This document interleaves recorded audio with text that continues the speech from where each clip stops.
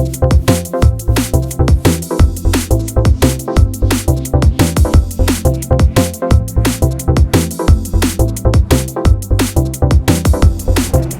again, everybody, and welcome back to SFF180. It is Monday morning, May the 30th, and time once again for the mailbag. Yes, I am back. I have been on vacation, as most of you know, for the last couple of weeks.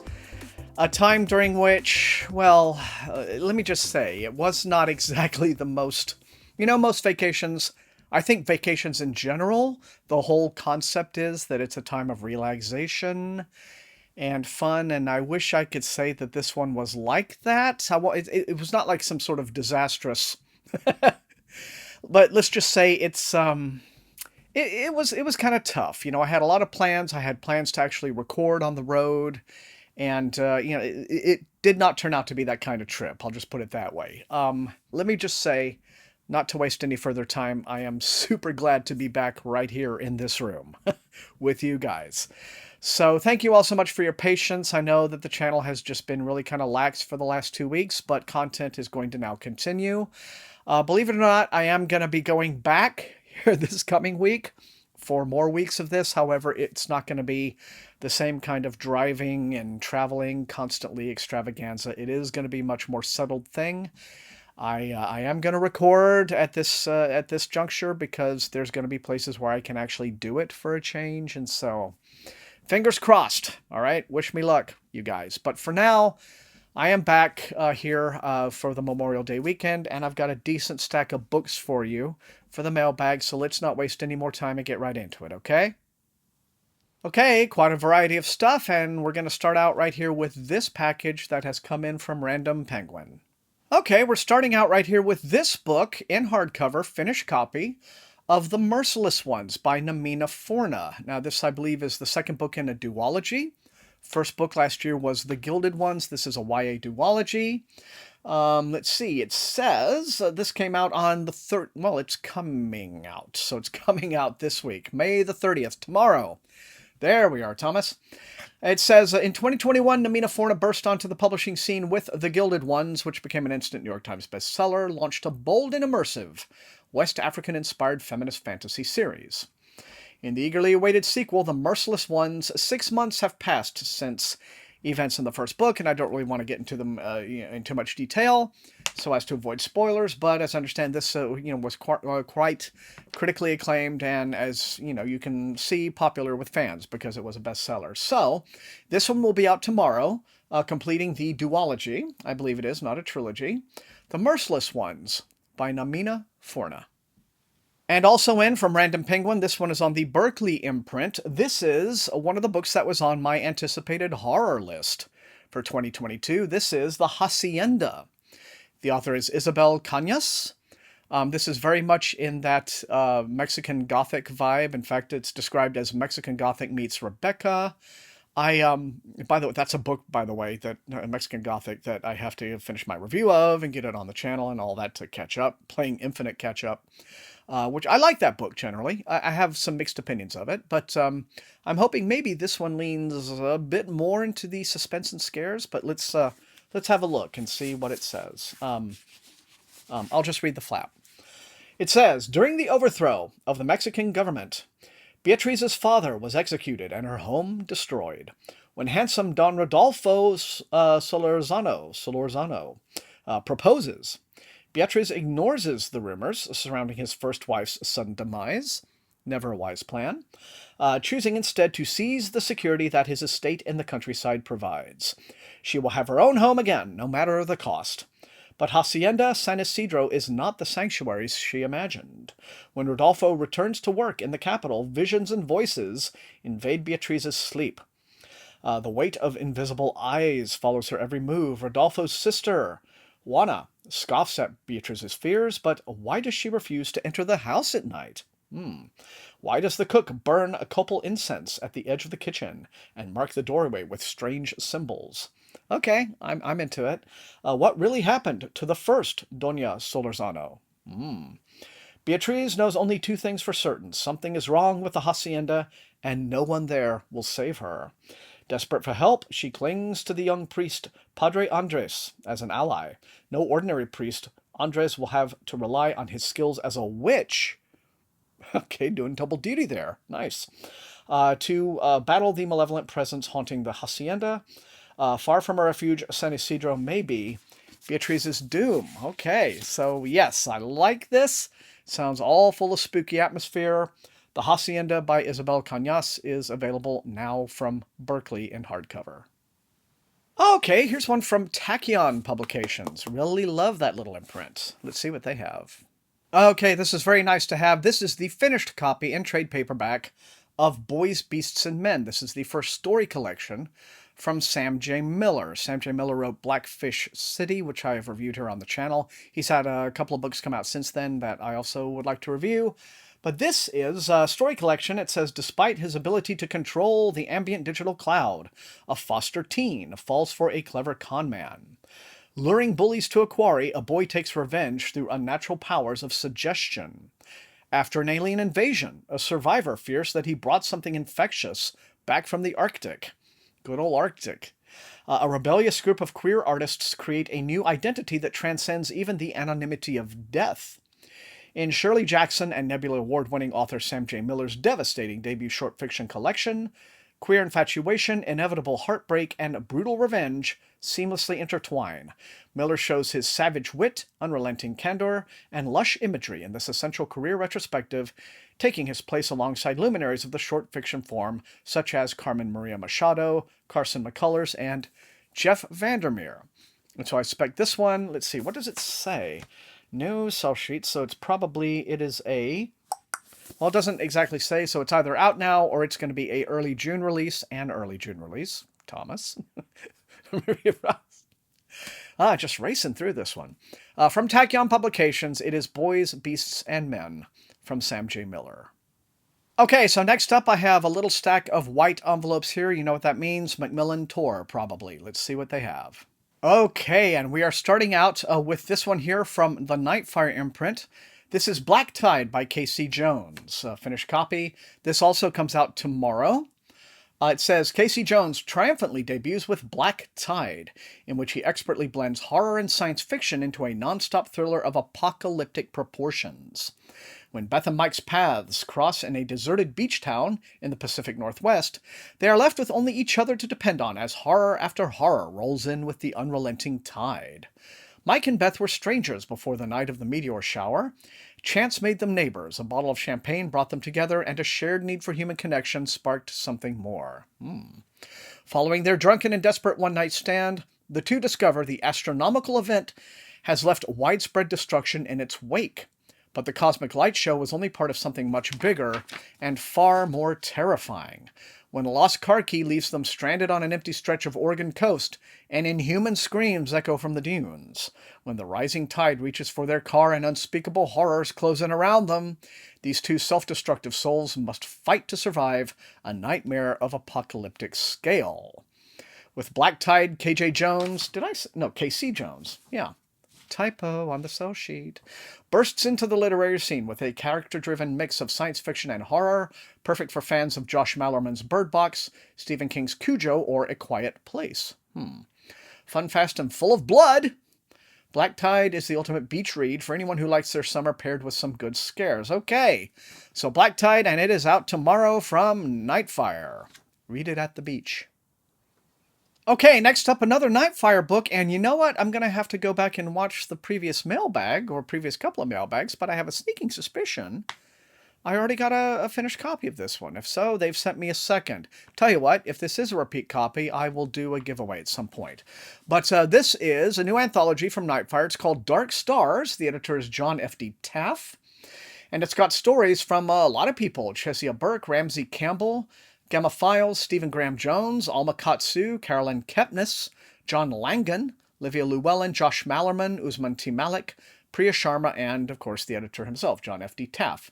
This one came out on March the 22nd, way back, so yeah, I have a feeling I've got this.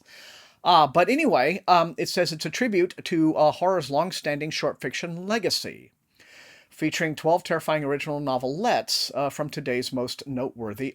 okay, am almost positive I have this because I remember now this was the one that was inspired by the anthology Dark Forces, which came out like back in the 80s, and it was very popular then. So it says, yeah, within these pages you'll find tales of dead men walking, an insidious secret summer fling, an island harboring unspeakable power, and a dark hallway that beckons. You'll encounter terrible monsters, both human and supernatural, and be forever changed. The stories in Dark Stars run the gamut, from traditional to modern, from dark fantasy to neo-noir, from explorations of beloved horror tropes to the unknown, possibly unknowable threats. It's all in here because it's all out there, now in horror. So Dark Stars, available now from Nightfire. Okay, so like I said, if they did in fact double me up on that one, I will announce a giveaway. Maybe pay attention to, look out for any kind of community posts I might do in the next few days, okay? Now this is interesting. This is a book called Flint and Mirror, and it is a new novel, rather surprisingly, by an author named John Crowley. He's a long-time veteran writer. Not super prolific. I think his last book was maybe about 4 or 5 years ago. And I have to admit, what I've read from John Crowley hasn't been much. I wasn't a fan at the time. I read his book Engine Summer and was like, But I'm willing to allow that I might have been a little bit not prepared for it, maybe a little young, and, you know, I wasn't maybe in the right headspace for it at the time. I should give it another read. And he has a lot of other books that I've been meaning to read as well, like Beasts in Egypt and, you know, some books that are very well known. So here's a new one, Flint and Mirror. And it says it's a novel of history and magic. I like that. I like historical fantasies. A tale of two loyalties. In an island nation divided against itself, governed by a larger island to the east, whose monarch is Elizabeth the Great, there have been decades of war. As ancient Irish clans fought to preserve their lands and their way of life, the Queen and her generals fought to tame the wild land and make it English. Hugh O'Neill, Lord of the North, dubbed Earl of Tyrone by the Queen, is torn. Elizabeth gives to Hugh her love and her commandments through a little mirror of obsidian, which he can never discard. But the ancient peoples of Ireland arise from their underworld to make Hugh their champion, the token of their vow, a chip of flint. From this irreconcilable conflict will emerge years of chaos, transformation, and an Ireland never imagined by Elizabeth, Hugh, or anyone else. All right then. So, new historical fantasy, not too chunky of a tome, a rather thin book, so it should be a good, quick, maybe even comfort read, but it's Flint and Mirror by John Crowley, and it's out from Tor. All right, then we are back to the random Penguin packages, and here is one that feels like a little chunk of a book. And indeed it is. This is one I'm very, very happy to have. This is the finished copy in hardcover of Robert Jackson Bennett's Locklands. This is the final book in his trilogy that began with Foundryside and Shorefall, and so this wraps up. I believe this comes out in the middle of June sometime. But anyway, yeah, here it is. Now, I have brought the arcs. I brought the arcs of those along on my vacation when I didn't get to read much, but I still have them. So I would like to really fast track those, the final two books, Shorefall and this one in that trilogy, to go ahead and get those reviews up for you. But yeah, lovely to have this, lovely to see it completed. Locklands by Robert Jackson Bennett, coming from Del Rey in June. And this next one is from Angry Robot, and I'm delighted to have it because now I can binge this duology. This is The Warrior by Stephen Aryan, and it is the second book in his duology called Quest for Heroes, and the first book was The Coward. So now we have The Warrior. So presumably the Coward has gotten less cowardly between the two books. But let's see, the story of Kel Crescia continues in Book 2 of the gripping fantasy duology Quest for Heroes. Kel, two-time savior of the Five Kingdoms, is now, well, okay, I'm not going to spoil stuff, so going to stop right there. But says the themes are sacrifice, loyalty, friendship, trust, love, the nature of evil, living with the choices we make as individuals, and so on and so forth. So this one will be out from Angry Robot on the 9th of August in trade paperback. And if you live overseas, I believe if you live in the UK, they have done a limited edition, or they're doing a limited edition, slipcased version of this duology in hardback. But I think that it's only available in the slipcased version. So I might be wrong. Look that up for yourself to see if I'm right or wrong. But anyway, The Warrior, 9th of August, from Angry Robot by Stephen Aryan. Okay, so I have two packages left, and these are kind of oversized. So this one says it comes in from, let's see, Brad Searles, Whitehurst, and Clark. No idea who that is, but I'm sure my memory will be refreshed as soon as I cut this sucker open. Okay, this looks kind of interesting. Anytime I have a really good mailbag week, I can usually count on at least one honest surprise in the batch, right? So this is a book that I had no awareness was coming, but it is in from an imprint called Lee and Low Books. They specialize in, books from, I think, marginalized writers and that kind of thing. This one says, Dear friend of Lee and Low, we're excited to send one of our latest releases, Nobody's Pilgrims. The author is Sergio Troncoso. I'm sorry if I destroyed that pronunciation. It's described as No Country for Old Men meets Contagion. In this story of three teenagers on the run carrying a great menace and chased by a greater evil. A literary novel with the propulsion of a thriller, a genre joyride, a genre joyride. Take your pick. It's been a long couple of weeks. Written in the prose of a master, Nobody's Pilgrims both offers and questions the possibility of escape in America with a gritty Frontera twist. Looks like a graphic novel on the cover, but it's not. It's a prose novel. It says, three teenagers are traveling northeast in a navy blue Ford pickup. Turi fled his abusive family at the border to see the beautiful New England landscape he's always dreamed about. Arnulfo is undocumented and wants only to find someplace safe and quiet. Molly seeks a new life far away from her nowhere Missouri town. Turi and Arnulfo are best friends. Molly and Turi are falling in love. But for all their innocence, violence follows the trio at every turn. The mean viejito, who owns the truck, wants it back. The narco, who hid a deadly shipment and the truck really, really wants it back. And the imperturbable hitman the narco sends after the trio will kill anyone who stands in his way.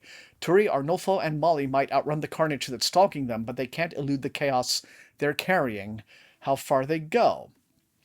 Okay, so this sounds a bit more like it's kind of a crime thriller. It doesn't really sound like it has too much in the way of speculative elements.